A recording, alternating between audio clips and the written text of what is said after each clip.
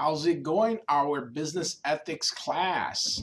This is Mr. Argueta giving you an update in our weekly video. So we've entered week number 3. I wanted to give you just sort of a summary of what's happened in week number 2.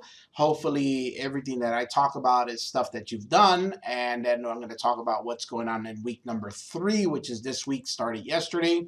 And finally, we'll give you a heads up on what to expect for week number 4. So that would put us halfway through the semester. So as you can tell, it is going by very, very quickly. So let's begin. So week number 2, let me go back to that so you guys can all look at what I'm seeing. We had 2 chapters, chapter 3 and chapter 4. Chapter 3 really dealt with what would be organizational ethics, and it dealt with just kind of the big picture of what organizations do to sort of help their group follow an ethical behavior. One of the practices that's well respected and known in our area is called the GAP, the Generally Accepted Accounting Principles. For some of you, I don't think anybody in this class would be an accountant, but for some of the other business students that are going into accounting, they'll go into more details in regards to the GAP and those standards and ethical behaviors based on how they report financial gains and losses. Chapter 4 dealt with what would be considered corporate responsibility. Now that really just asks the question, how much should a company or an organization do? What responsibility ethically does a corporation have towards the community that they serve or are involved in? And of course, our discussion dealt with an ethical dilemma on what would you do basically in this scenario. So I am in the process of reading through that. I hope you guys read everything. It technically says that out of the 4 questions, you really just had to answer 3 of them. I am in the process of reading through that now and replying to you. When you get a chance, make sure you go back, and you can go back by clicking on this button here where it says weekly discussions, and you can go back to that discussion, see if I've left any notes for you or any comments. Also reply to this video with any comments that you questions that you might have. I read through all of them, and once again, focus on those discussions. That's where you're going to get your points on. That's how I know things are working, things are clicking.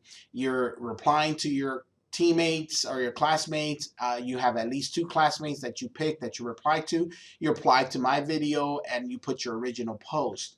I hope that at this point everyone's kind of getting the flow of things, because we're about to hit the midpoint of this semester. So now going on to week number 3, it's going to be a little bit of a pleasant surprise for some of you. We're only working on 1 chapter this week, chapter 5, and it deals with corporate governance. Now, in the structure of a business, as you may already know if you've taken Intro to Business, corporations that are public report, of course, some results to the SEC, the Securities Exchange Commission. Now, part of what companies do is they create these corporate governance because they have a structure, and I don't have it up here right now, but they have a structure where the shareholders, the people who own the company, actually elect among themselves a board of directors. That board of directors normally will elect a chairperson that would help run the board. Now, these people are sort of an umbrella that help guide the company. This board of directors then hires the CEO, the CFO, and all what we consider the C-level positions, but they oversee those positions.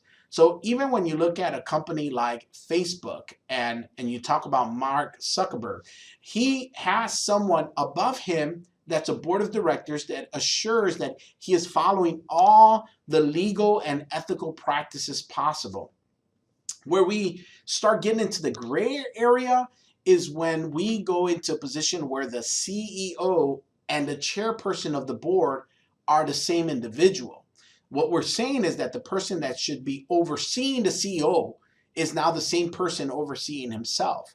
That can create some issues. There are some advantages to that. Companies seem to run a little smoother because there's nobody questioning your decisions as the CEO and the chairperson. But there also are some disadvantages to that, and one of them being you can put yourself in a very problematic ethical dilemma. So some of this you're also going to see in your discussion. We're going to discuss Enron.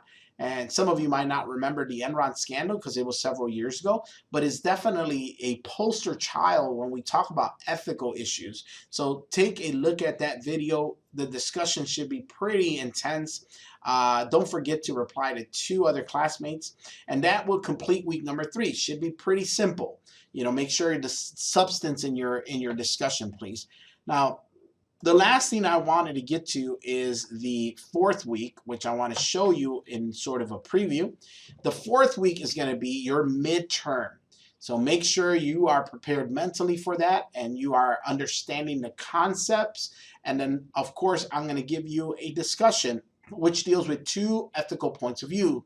Of course, these are not the only 2, but they're just 2 that you can explore. I've used this in other classes because I think it's important to see this in different areas of business, but it's obviously in a business ethics class, it fits right in. So make sure that next week you're prepared for your midterm and you will have a discussion, but that's it, no chapter work. Other than that, guys, I've seen a lot of your posts. A lot of you guys say you enjoy the videos, and I'm glad you do. I would enjoy it if I was a student, and that's why I do it. I do mean it when I say come get a cup of coffee. Several of you guys said I might take you up on that offer. Nothing will make me happier than to get to meet you guys in person and to get to know you as a person. I hope that my videos show you a little of my character. I'm a pretty open guy, pretty easy to get along with.